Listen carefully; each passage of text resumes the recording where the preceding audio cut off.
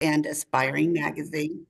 Hi, Michael and Gregory, Hey, Valerie Valerie, Milano from how the are you? Hollywood Times and Aspiring magazine, and really enjoyed the Truffle Hunters and how you focused on a man whose life had been shaped around gathering truffles in the Italian forest. What made you decide to look for a community of gauchos living in Argentina who continue to live their traditional lives without much interest in the modern world? Uh, Well, we this, oh, we go ahead. we'd been we'd been talking about doing a project about gauchos for years, and it's been a long time fascination that we both shared, and I guess for slightly different reasons. Michael's married to an Argentine woman, and has been traveling back and forth to Argentina for many years, and I've been doing a lot of work throughout South America and Latin America, looking at traditional communities and the connection to the environment. And through all our time in this region, it's just the mythology of the gaucho. It's kind of ever present. It's similar to the mythology of like the cowboys in the American West. And there's this culture, there's this fascination within the culture. And as an outsider, it was something that we wanted to learn more about.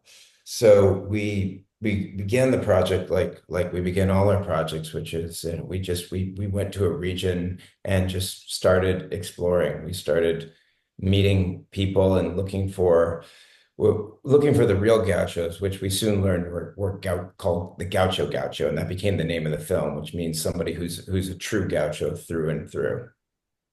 Wonderful. Well, how did you find this community of gauchos who live and raise their herds on the pampas of Argentina near the Andes? How did you find them? Well, we had looked throughout most of Argentina to different communities of gauchos. We looked in the south in Patagonia, where they had, there are large herds of sheep. But the issue for us was that there were gauchos that were isolated. There wasn't really a community there. And then we looked in Corrientes, which is the northeast part of Argentina, and it was really beautiful because they spend most of the time in really in the water. The plains are very the plains are flat. They have cattle, and but what's really beautiful about that, they spend most of their time really in these environments because it rains so much. And then we ended up looking at northwest Argentina, in the Salta region, and there's where we found really communities that were what we call Gaucho Gaucho, which are communities that are raise their own cattle. They don't really work for anybody else. They uphold the traditions of the Gaucho. There's a code of honor that was forged through the layers of history the Gaucho identity is built on. Um, they make their own clothing. They have these hats they call boinas, which look like berets. They make their own pants that are called bombachas. They have their own shoes, alpargatas, and they make their boots by hand. So, these this community was very difficult to find, and also the one we decided to spend the most time with because they were so deeply connected to the natural world, to the physical community, and to their animals. And how did you build the trust of this gaucho community let to let you film them so intimately? Oh, the trust, it's pretty much the same process that we go through on every film, and it's a pretty great process, which is, we meet people and we share meals with them and we get to hang out in their world. And what drives us is finding people that we think are fascinating, people who live lives that are connected and just outside of the sameness of modernity, which is taken over culture in so many places. So for us, it's the greatest joy to be able to spend time with these people. And through getting to know them, through sharing meals, sharing wine, in Argentina, everything revolves around the asado. They become our extended Argentine family, and we begin to learn a lot about them, and they learn a lot about us, and we're talking to them about the film that we hope to make, and we get their ideas about how they want to be shown, because our goal is to make a film that celebrates them, that celebrates the best of what they're doing, and takes people that I think are can and often be overlooked by the rest of the world, and makes them heroes, and because that's how we see them. So In, it's yeah. um, in filming in these locations, is there any challenges that you would like to talk about? Well, yeah. First, well, just give you an idea of an average day there. So if we get up in the morning, it's 25 degrees Fahrenheit, and by, I don't know, let's say 10 o'clock, it's 90 degrees Fahrenheit, and then by 6 o'clock at night when we're shooting, it's about 25 degrees Fahrenheit. And then, plus we're working at really high altitudes. It hasn't rained in, well, I think 7 months when we were there. So that's very challenging also because it's such a remote area. It's just it's very dry and very sunny. And we like to also shoot when there's no sun. We like to shoot where, we have clouds, which is very seldom. So we end up shooting one shot a day, typically at the end of the day, or at sunrise. So those were challenges, and also, getting there, was quite a challenge. I mean, the first trip we took, so Gregory comes from Stockholm, I come from New York. So Gregory's trip was 36 hours to Buenos Aires. Then we take a 3 hour flight to Salta, and then a 3 to 4 hour ride through this beautiful mountainous landscape, but isolated to San Carlos. And then we get in a horse 9 hours, riding in granite rock in 95-degree weather to get up the mountain to the location. So that gives you an idea. But it was really beautiful. It was really nice to be there. Oh my goodness, that's very interesting. We lost a few cars along the way. Yeah. It's yeah. Love it. Oh my goodness. Thank Yeah. you for that. Uh, Tell us a little bit more about Gauda, the young woman who is determined to be a gaucho like the men in the community. yeah, Guadalupe is really, really unusual in that community. I mean, the world of gauchos is traditionally it's dominated by men, and what Guada is doing is unusual and heroic. And we discovered Guada because we were on the search for the great Gaucho Gauchos of the community, and everybody kept saying you need to talk to Tati Gonza. And we went to his town, Chiquana, and we went to meet him in the field where he keeps all his horses. And he was there with his family, and we said, hey, we're interested in making a film, and we want you to be in it, and because we've heard that you're the real deal, you're a Gaucho Gaucho. And he kind of pushed his daughter Guada in front and said, she's really where the story is. She's doing something really unique and interesting, and we followed his advice, and we started following her, and we didn't really know exactly how her story would take shape, but we knew that she was doing something that was really unique in that area, and we had the joy of experiencing her going from somebody who was had been raised around cattle and horses, but to really becoming a gaucho. And it was a beautiful thing to watch. And that last ride in the film that you see, it's a triumph for her, and it's a triumph for her family.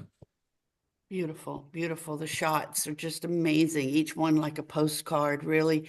How did you shoot the film to get the amazing black and white scenes? And how much was scripted and how much was you being at the right place at the right time?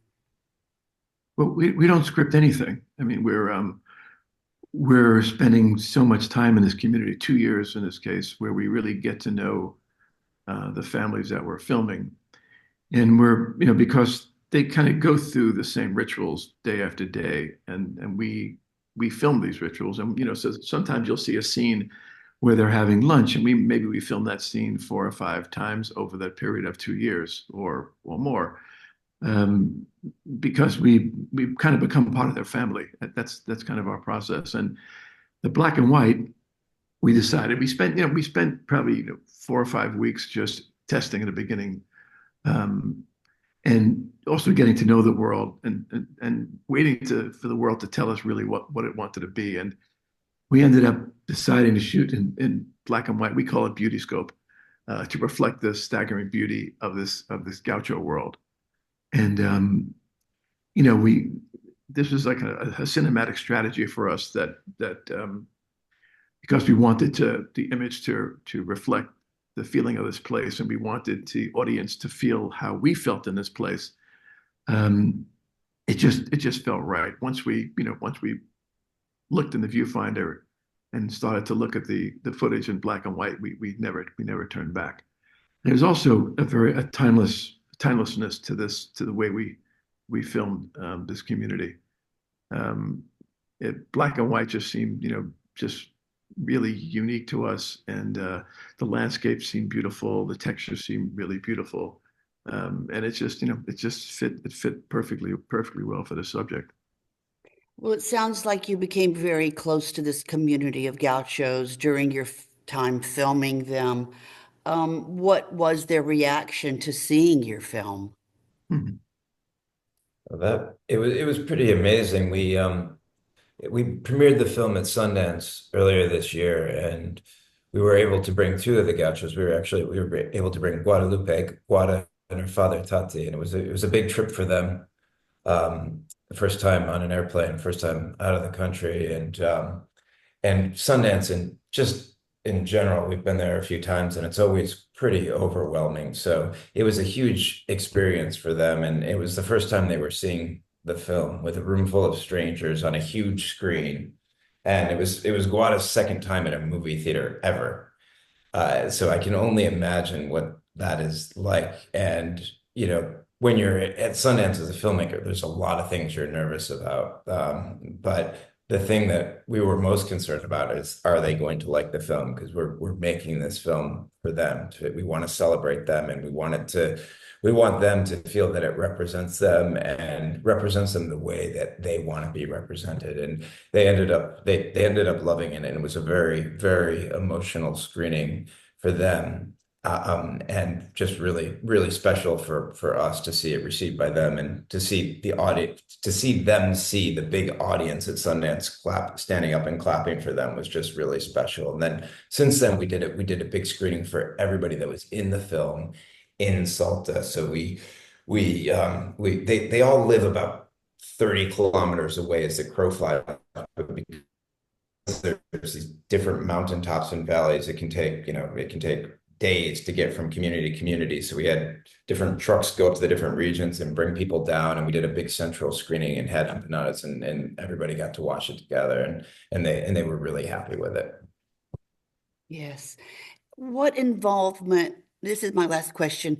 What involvement have you had with members of this gaucho community since the film you spent there in getting to know them and making the film?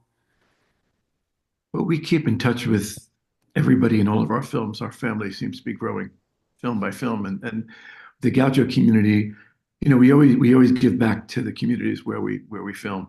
In the Truffle Hunters, we created the Truffle Hunter Conservation Program, where there were clear cutting trees in the Piedmont region where we made the film. So we were concerned about that, because no trees, no truffles, and no truffles, no truffle community. So we raised quite a bit of money, and we gave it to them, and they purchased a lot of the forest where we made the movie. So we have 75 acres of forest protected. We have an educational program to try to bring children into the forest, into the idea of truffle hunting. We have 15 full-time volunteers. We created a wine company where all that money goes back to the conservation program. So we've reintroduced 5 varieties of birds, and so that's become a really successful program. And the Gaucho community, we've done things to we've helped each one of the subjects in the film. For Santito, we've helped him with his living situation. With Guadalupe and Tati, they're going to start an equine therapy program for mentally challenged children. So we're helping them with that. We're helping the Choque family with water, because they have a big problem with arsenic in that region. So we're helping them, support them to try to understand how to irrigate more efficiently. So we are heavily involved, and that's going to continue. That is beautiful, beautiful of you guys. Michael and Gregory, what a special time we've had today. I appreciate you. We're the Hollywood Times today. The Hollywood Times official is our YouTube, and aspiringmagazine.com. Keep up the great work, and thank you. Nice to meet you virtually. Same here. Thank you Thank so you. much. Yes. Bye-bye. Bye.